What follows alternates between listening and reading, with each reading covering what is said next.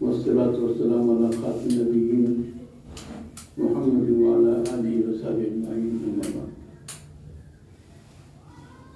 قال الله تعالى: أعوذ بالله من الشيطان الرجيم. بسم الله الرحمن الرحيم.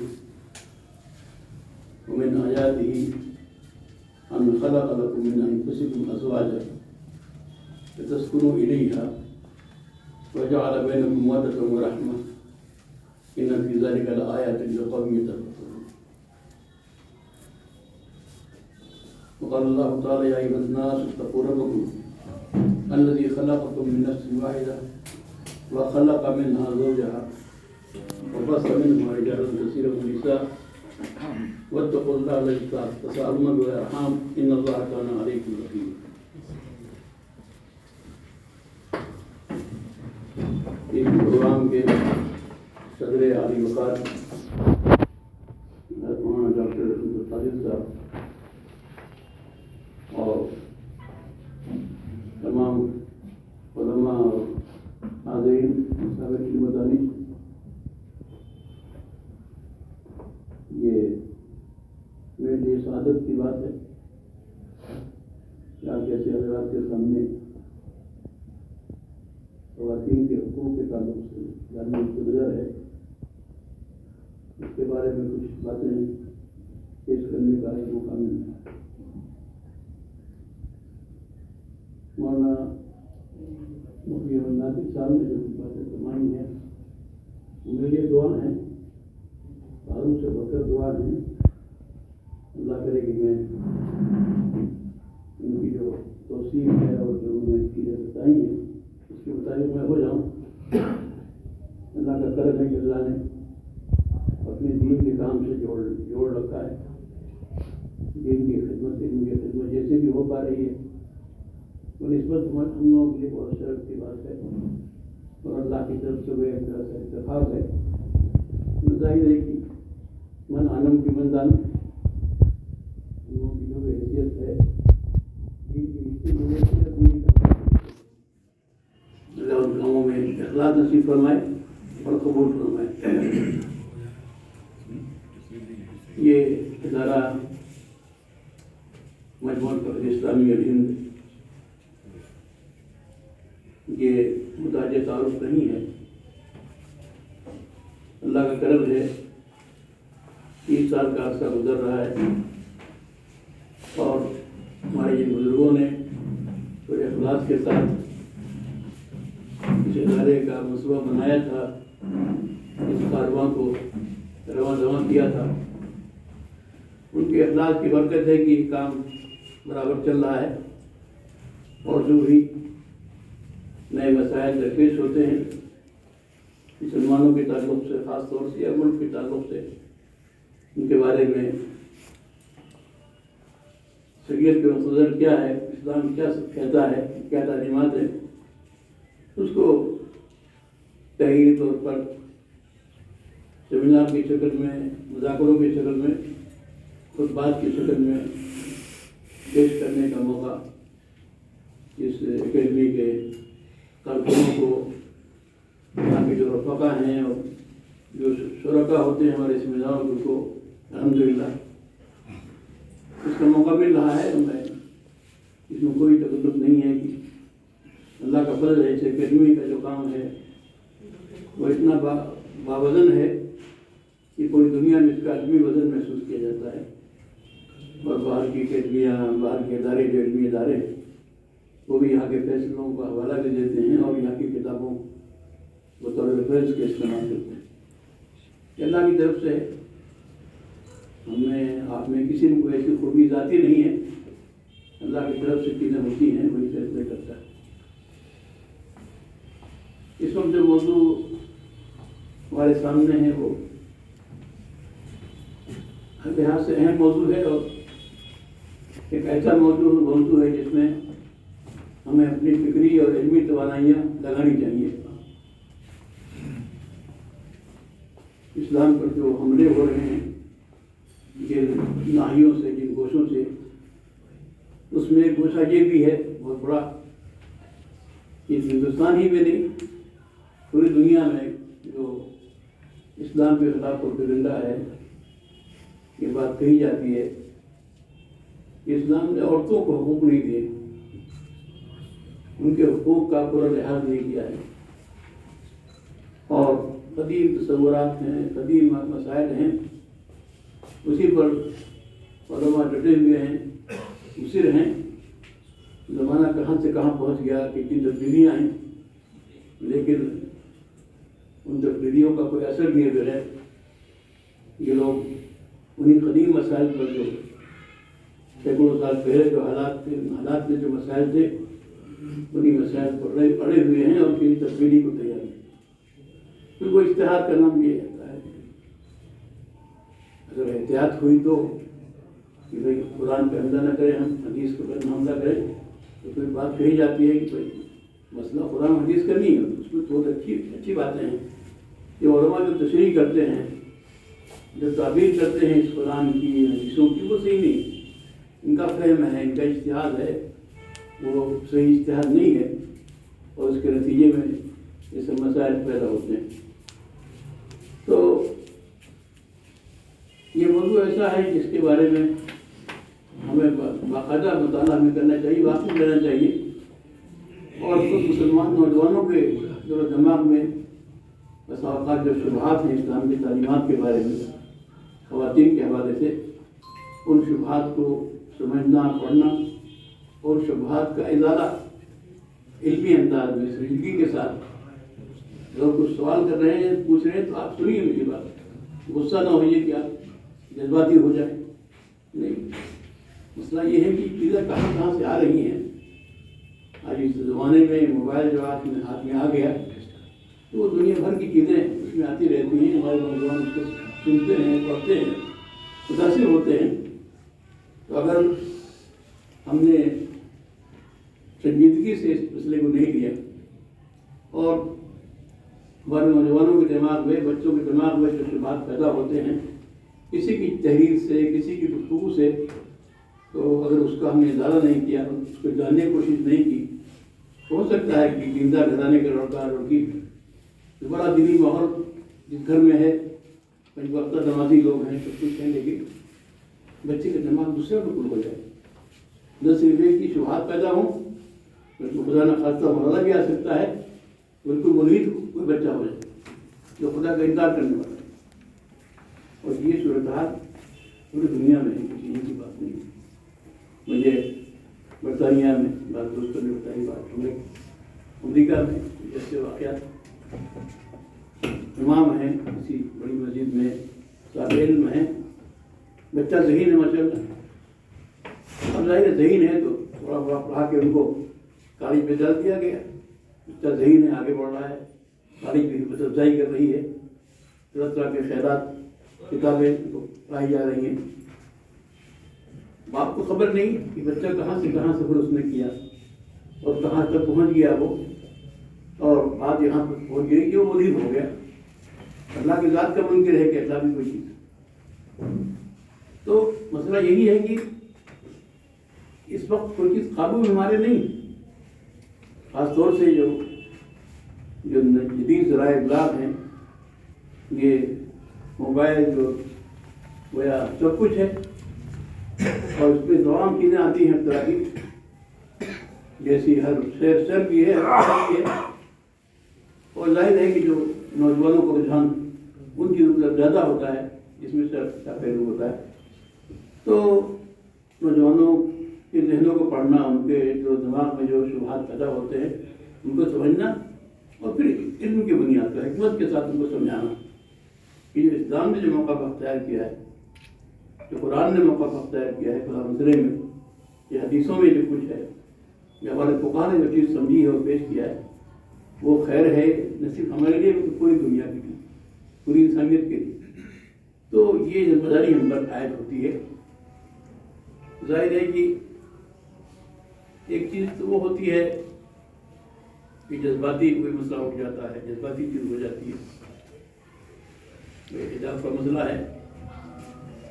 ظاہر ہے کہ مسلمان لڑکیاں جو حجاب کرنا چاہتی ہیں اور حجاب کے ساتھ تعلیم کرنا چاہتی ہیں، اگر ہم یہ دیکھ رہے ہیں کہ بھائی ان کے حجاب کو دبایا جا رہا ہے، زبردستی ان پر حملہ کیا جا رہا ہے، تو کوئی بددین نوجوان اگر ہوگا اس میں بھی جوش پیدا ہوگا کہ ٹھیک ہے ہم پردے کے اتنے قائد نہیں ہیں، لیکن یہ کیا تخوا کی زبردستی اور ظلم کر کے گویا ان بچیوں کو محروم کیا جا رہا ہے ان کے حق سے، کہ اگر کوئی چاہتی ہے ساتھ رہنا تو رہیں، کون سی بات ہے۔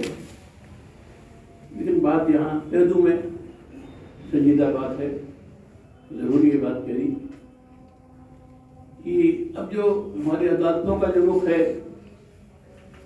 جو آپ دستور کی بات کہتے ہیں، دستوری حقوق کی بات کہتے ہیں، اور عدالتوں نے ایک اور مشین تراشی ہے بیٹی فلاں چیز لازمی جز ہے کہ نہیں، مذہب کا لازمی جز ہے کہ نہیں، دستور نے نہیں اس میں ایسی کوئی بات کی۔ دستور سے کہتا ہے تو 25 میں کہ بھی ہر شہری کو اپنے مذہب کوئی مذہب اختیار کرنے، اس کی تبلیغ کرنے، اس کو عمل کرنے کا اختیار، لیکن ہماری عدالتوں نے جو تلاش خراش چھوٹ کی ہے اس میں یہ مسئلہ کہ بھائی لازم ہے کہ نہیں، یہ مسئلہ کئی بار سامنے آیا۔ جب داڑھی کا مسئلہ ایک کیس چلا جو کورٹ تک پہنچا، وہاں بھی اسی نام پر کہ بھائی لازمی چیز نہیں ہے، لازمی حصہ اس کا احترام کیا جائے گا، لازمی نہیں ہے تو حجاب کے مسئلے میں یہی چیزیں لائی جا رہی ہیں۔ ایک تو ہماری کوتاہی ہے عملی، ہم نے لازمی کو غیر لازمی کر دیا ہے اپنے عمل سے، لازمی کو غیر لازمی کر دیا ہے، یہ ہماری کوتاہی ہے۔ اب یہاں صرف رہتے ہیں بھائی ٹھیک ہے، انہوں نے ایک بات کہی ہمارے مذہب میں ہے کہ ہم پگڑی باندھ کے رہیں گے، گاڑی ہماری رہے گی تو 100% وہ آپ کو دیکھیں گے اسی حالت میں ہے، وہ کسی کو یہ بحث کرنے کا موقع ہی نہیں کہ بھائی لازمی ہے غیر لازمی ہے۔ پوری قوم کو آپ دیکھیے، ہر ایک داڑھی کے ساتھ برستا ہے، پوری سر پہ ہے، تو نہ قانون دانوں کی ہمت ہے نہ وکلاء کی ہمت ہے کہ اس پر بحث کریں۔ لیکن ہم ذرا سا خود جائزہ لیں اپنا کہ ہمارے یہاں گویا حجاب کا مسئلہ ہو یا داڑھی کا مسئلہ ہو، کتنے فیصد ہم لوگ اس کا عمل کرتے ہیں، وہ لازم ہو یا غیر لازم ہو، لیکن دینی حکم تو ہے، دین کی تعلیم و سنت سے ہی اگر یہ ہوتا کہ لوگ اس پہ عمل کر رہے ہیں ہر مسلمان۔ جب سلمان خورشید صاحب بحث کر رہے جج نے کیا کہہ دیا داڑھی کے مسئلے میں کہ اگر لازم ہے تو آپ پیچھے اب لاہیرت کا کیا جواب ہو سکتا ہے؟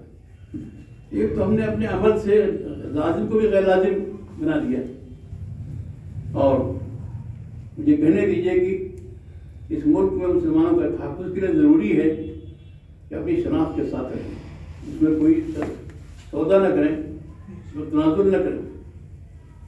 ایک بس میں لوگ جا رہے ہیں، 50 مسافر ہوں گے، 60 ہوں گے، لیکن مسلمان 10 بیٹھے ہوئے ہیں، ہمارے 50 میں 10 مسلمان ہیں، 15 مسلمان ہیں۔ اگر معلوم ہو کہ سب مسلمان ہیں تو کسی اور کو کچھ کہنے کی ہمت نہیں ہوگی۔ سردار ہیں، 2-4 بھی ہیں تو نظر آتے ہیں، 20 لوگ بیٹھے ہوئے ہیں، تو ان سے کچھ تعارف نہ کرے۔ ہماری قوم میں بھی اگر یہ بات ہو، اپنی شناخت کے ساتھ رہے ہو، جہاں وہ سفر کر رہی ہے، جہاں وہ جا رہی ہے، تو یہ محسوس ہوگا کتنے لوگ جا رہے ہیں، کتنے لوگ شریک سوار اس بس میں ہیں، اس بوگی میں ہیں، اس سے خود تحفظ ہوگا۔ جب محسوس ہوتا ہے کہ تو صرف سے مسلمان لگ رہے ہیں، ایک لگتا ہے، حالانکہ 10 ہے، 15 ہے۔ یہ تو آپس کی بات سے میں کہہ رہا ہوں آپ سے کہ یہ قانون عدالت کے لیے جواز نہیں اس سے فراہم ہوتا ہے، عدالت کو تو دیکھنا پڑے گا، اگر لازم کی بات بھی ہے تو دلائل کو دیکھنا پڑے گا۔ لیکن میں کہتا ہوں کہ بھائی ہم نے اپنے کیس کو خود کمزور کیا، اسلامی شناخت کی جو چیزیں ہیں جو اس میں ہم نے خود تنازل کیا، اس کو چھوڑ دیا ہم نے، تو ان کے بات سمجھ میں نہیں آتی کہ بھائی کیسی بات ہے، اگر مذہب کا لازمی حصہ ہوتا تو کم سے کم آدھے مسلمان تو عمل کرتے ہیں، یہ دیکھا ہے صرف 5% یا 2% عمل کر رہے ہیں، اس سے بھی کم عمل کر رہے ہیں۔ تو بہرحال بات یہی ہے کہ اصول گفتگو حقوق انسان کا موضوع جو آتا ہے تو ہمیں پورا تیار رہنا چاہیے اسلام ہی نے عورتوں کو حقوق دیا. پوری تاریخ کا مطالعہ کر لیجیے، سارے مذاہب کی تعلیمات کا، قوانین کا مطالعہ کر لیجیے. اب بھی الحمدللہ یہ محض تقلیداً نہیں بلکہ تحقیقاً اطمینان ہے کہ جو حقوق اسلام نے دیے ہیں خواتین کو، وہ کسی مذہب میں حقوق نہیں ہے، کسی قانون میں حقوق نہیں ہے. جب آپ تجزیہ کریں گے، پڑھیں گے تو اس کا اعتراف کریں گے. اور میدان میں پڑھے لکھے لوگ ہیں، ظاہر ہے پہلے قدیم زمانے میں مغرب میں کیا تصورات تھے، ہندوستان میں کیا تصور تھا عورتوں کے بارے میں، عربوں میں کیا تصور تھا. بہت سی کتابیں اس موضوع پہ آ چکی ہیں، لوگوں نے ان چیزوں کو جمع کیا ہے. میں قدیم تصورات کی بات نہیں کرتا. ابھی یونان میں بحث کے زمانے میں، وہاں کے فلسفہ میں، کہ عورت کیا زیرو مخلوق ہے یا نہیں. انسان محمد کی چیز کیا وہ جانور مخلوق زیرو ہے، جیسے بکری ہے اور بھینس ہے، گناہ ہیں، یا زیرو نہیں. یہ فلاسفہ سے بحث کر رہے تھے. اور جو گھٹیا پوزیشن تھی گویا عورت کوئی چیز نہیں. حضرت عمر فاروق رضی اللہ عنہ کا مقولہ حدیث میں موجود ہے، بخاری میں ہے، دور کے اندر بھی ہے، کہ ہم عورتوں کو کچھ سلمان نہیں کرتے تھے. عورت جو کوئی چیز ہے کوئی کا حق ہوتا ہے. جب قرآن نے ان کے حقوق کو بیان کیا، ان کے حصوں کا ذکر کیا، بیوی کا یہ حق ہے، بیٹی کا یہ حصہ ہے، تو ہم نے سمجھا کہ عورتوں کے حقوق. اور وہاں عربوں میں تو لڑکیوں کو میراث میں سرے سے حصہ نہیں ملتا. ان کا تصور یہ تھا کہ جو لوگ قوم کا دفاع کرنے کے لائق ہوں، دفاع کرتے ہوں، انہیں کا حصہ ہوتا ہے. چھوٹے بچے نابالغ کچھ نہیں، عورتیں کچھ نہیں ان کی. تو یہ تصور تھا ان کا. قرآن نے ختم کیا اور وضاحت کے ساتھ بیان کیا کہ نہیں بھائی، بچوں کا حق بھی ہے، عورتوں کا بھی حق ہے. میراث میں کتنا کتنا حق ہے تفصیل کے ساتھ قرآن نے. تو دور قدیم کی جو بات تھی کہ عورتوں کو حقوق تو اس طرح سے نفی تھی اور ان کے ساتھ ظلم تھا، وہ ایک تاریخ کی چیز ہے. اس کو ہم پڑھنا چاہیے، کو واقف ہونا چاہیے. ہمیں اس وقت دیکھنا ہے کہ جو تصورات اب چل رہے ہیں، جو مغرب سے چلے ہیں، مغرب سے وہ تصورات عورتوں کے حوالے سے چلے ہیں اور پھر پھیلتے چلے گئے. پوری دنیا میں وہ چیزیں پھیل رہی ہیں اور اس کے اثرات پیدا ہو رہے ہیں. تو اس حوالے سے جب ہم گفتگو کرتے ہیں تو اب مسئلہ تو دوسرا ہو چکا ہے، پلٹ گیا ہے. جیسے عورتوں کا حق بہت کم کر کے دکھایا جاتا تھا، ان کی حیثیت بہت کم تھی، برائے نام تھی. اور اب جب اس کی تلافی کرنے میں دنیا آئی ہے تو تلافی بھی دوسری باتیں پہنچ رہی ہیں. ابھی تصور پھیلایا جا رہا ہے، یہ بات اس طرح سے عام کی جا رہی ہے کہ بھائی مرد عورت میں کوئی فرق نہیں ہے، دونوں کے حقوق، دونوں کی ذمہ داریاں، دونوں کی سب چیزیں ایک ساتھ ہوتی ہیں، سب کچھ، کوئی فرق نہیں. سارا کام عورت بھی کر سکتی، کرے گی، مرد بھی کرے گا. یہ دوسرا ظلم ہے عورت کو. وہ تو ظلم تھا ہی جو کچھ پہلے تھا.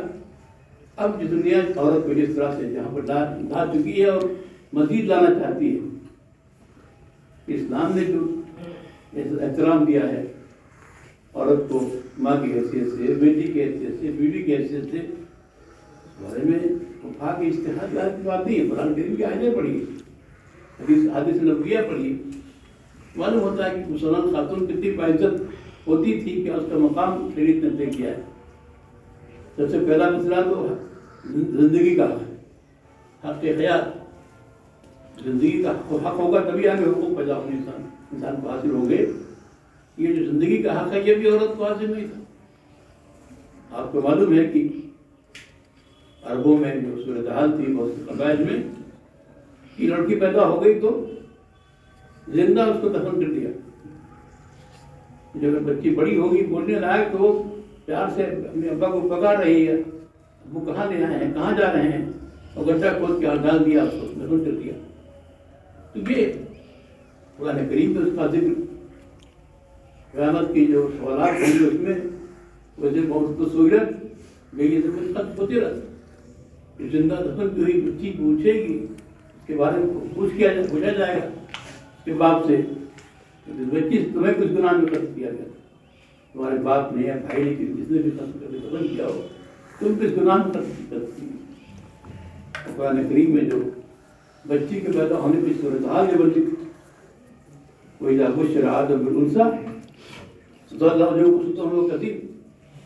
जो उनमें से किसी को भी ये बशारत दी जाती कि बच्ची पैदा हुई है, उसका चेहरा काला पड़ जाता था, चेहरा स्याह हो जाता था, उड़ जाता था कि क्या मुसीबत आ गई, ये क्या पता कि ये तवारक कौमी मिन सुए व मुशरबी अयुम से बोला हमें तो सुख पतरा, जो उसको बशारत दी गई है उससे वो परेशान है। अपना सर छिपा के शर्मिंदा होकर गुजर रहा है कि कोई उसका जिक्र न कर दे, क्या करे, उसको मिट्टी में दफन कर दे, ये क्या करे। जो सूरत हाल थी अरबों की, जो लड़की का पैदा होना ये हुआ एक दाग था, एक मुसीबत थी खानदान के लिए, और उसी में जो गुरु था बात कबायत को जाकर जिंदा दफन कर दिया गया। कुरान करीम ने कई बार कई आयतों में इसका जिक्र किया है, और वह जिंदगी का हम जैसे लड़के को ऐसे लड़की को भी दोनों को जिंदा होने रहने का हक है। लड़की का हक कम नहीं लड़की के मुकाबले। बहुत सी आयतें कुरान की, बहुत सी हदीसें इसको वाज़ेह करती। और मैं कहता चलूँ कि भाई वही जो जाहिलियत कदीमा थी आज भी वो जिंदा है। कितना भी बच्चियों और औरतों के हुकूक की बात की जाए, कितने हुकूक इस्लाम और हुकूक इंसानी मुरतब किए जाएँ, फिर अमली सूरत हाल क्या है। क्या ये बात नहीं है कि अभी हमारे मुल्क में ऐसे वाक़यात हालांकि गैर कानूनी जुर्म हो चुका है कि आप बेटे जांच कराएंगी लड़का की लड़की है, और जो जांच करवाई जाती है किस मकसद से ये हुआ करता था। वो आप कहीं जाएंगे, आप जहाँ भी जांच वगैरह होती है तो वहाँ बाकायदा बोर्ड लगा रहता है कि भाई ये जांच कराना जुर्म है। लोग जांच कराते थे कि लड़की है तो इसकात हो जाए, खत्म हो जाए, हमारे मुसीबत ना आवे। तो ये वाक़यात हो रहे हैं यहाँ। फिगर्स को आप देखिए, शुमार को, क्या बहुत से हमारे सूबों में, बहुत से इलाकों में लड़कियों की तादाद काफ़ी कम है लड़कों के मुकाबले। इसकी वजह से इसकात के वाक़यात जो हो रहे हैं, बच्चियों को ख़त्म करना, माँ के पेट में इसको दफन कर देना बजाय, तो उन लोगों को मालूम नहीं होता था कि कैसे क्या है। उनके ज़माने में मेडिकल साइंस को तरक्की नहीं थी, लेकिन अब जब मेडिकल साइंस की तरक्की से इस युग में इजाफा हो रहा है कि माँ के पेट में बच्चियाँ गोया मारी जा रही हैं, कत्ल किया जा रहा है, तो ये बात पूरी दुनिया में है, कुछ तरह है। तो बात वही है कि लड़कियों को, बच्चियों को हकीर समझना और ये समझना उसको जीने का हक नहीं है। अगर वो रहेगी तो वसाइल बंद होंगे। और हमारे इस मुल्क में अफसोस है कि हिंदू थे, उनके यहाँ बच्चों की शादी अब भी मुसीबत है। तिलक और जहेज और कितना खर्च, अगर दो बच्चियाँ होती हो गई किसी के यहाँ तो बड़े करोड़पति भी काम जाता है कि कहाँ से मैं करूँगा। फिर उनके यहाँ कोई कहा नहीं, जहेज के खिलाफ कानून भी बन गया, तमाम चीज़ें आ गई। उसके बावजूद भी अमल सूरत नहीं है। इतना बड़ा लेन देन होता है कि बड़े बड़े उनके मालदार भी परेशान है कि बच्चियाँ भी हो जाती हैं। अफसोस है कि मुसलमानों के अंदर भी वो इस तरह की रस्में जो बिल्कुल ही गैर इस्लामी हैं, नाजायज़ काम है, कि बाकायदा आप मुतालबा करें या बिला मुतालबे के इशारों से आप मांगें, ये चाहिए वो चाहिए। लड़का आपका थोड़ा सा हो गया, ठीक है, पढ़ लिया, इंजीनियर हो गया, डॉक्टर हो गया, अब आप उसका सौदा कर रहे हैं कि कहाँ से कितना मिलेगा, कहाँ से क्या जहेज मिलेगा। अब 4 पहिए से गाड़ी कम क्या हो, वो गाड़ी भी बना हो। ये जो सूरत हाल है, कि हम कुछ भी कानून बनाते जाएं, लेकिन हमारी ज़हनियत तब्दील नहीं हो रही। न मुसलमानों की, न हिंदुओं की। मुसलमान मुतासिर हो रहे हैं इन खराबियों से। तो कुरान करीम ने जो ज़िंदगी का हक दिया है, ये ज़िंदगी का हक जैसे मर्दों को है ऐसे औरतों को दोनों को है। और जाहिर है कि اگر کوئی مسلمان خدا نہ خاصہ اصلاح کر کے گزر خلاف کرتا ہے، قتل نفس ہے، قتل نفس قاتل ہے وہ، اور جو قتل نفس کی سزا ہے اس کو دی جائے گی، دی جانی چاہیے، اسلامی قانون یہ ہے۔ اور اس سلسلے میں رسول اللہ صلی اللہ علیہ وسلم نے لڑکیوں کی تربیت، تعلیم اور ان کے جو مسائل ہوتے ہیں ان سب کو اوڑھنا اپنے سر، اس کو انجام دینا، اس کے بڑے فضائل بیان کیے ہیں۔ رسول اللہ صلی اللہ علیہ وسلم نے فرمایا ہے کہ جس کے 2 بچیاں ہوں یا 3 بچیاں ہوں، ان بچیوں کی پرورش ٹھیک سے کرتا ہے، لڑکوں کی خلاف کر دیتا ہے، تعلیم دیتا ہے، اور پھر اس خاص بڑی ہو گئی تو ان کی شادی کر دیتا ہے، تو وہ اور میں اس طرح جنت میں ہوں گے۔ وہ اشارہ کر کے بتایا آپ نے کہ اس کا درجہ اتنا بڑا ہوگا کہ جیسے میرے برابر ہے، ہو گیا، میرے ساتھ کھڑا ہے وہ۔ یہ بچیوں کو کی تربیت، ان کی تعلیم میں توجہ کرنا، یہ نہیں کہ صاحب لڑکا ہے تو اس کی تعلیم پہ آپ بہت توجہ کریں اور بچی کو چھوڑ دیا آپ نے، کچھ نہیں پڑھا رہے ہیں آپ، اس کی تربیت کو کوئی دھیان نہیں ہے، اس کی بر وقت شادی کا خیال نہیں ہے، نہیں، لڑکا پالنے کی فضیلت نہیں آئی، کوئی آپ کو حدیث ملے خاص طور سے نہیں ملے گی، اولاد کے بارے میں تو ہے، لیکن کیونکہ یہ ہے، چونکہ یہ تصور جاہلیت میں تھا، لوگ بچیوں کو پالنا نہیں چاہتے تھے، دفن کرنے تک کا رواج تھا۔ اللہ کے رسول نے بار بار اس پہ زور دیا کہ بچیوں کی کفالت کرنے والا، ان کو تعلیم دینے والا، ان کی تربیت کرنے والا اور میں برابر ہوں گے، مجھے میرے ساتھ کھڑا ہوگا، وہ اس کا اتنا مقام ہوگا۔ تو کئی حدیثیں بخاری کی، مسلم کی اس طرح کی زندگی کا بنیادی حق ہے۔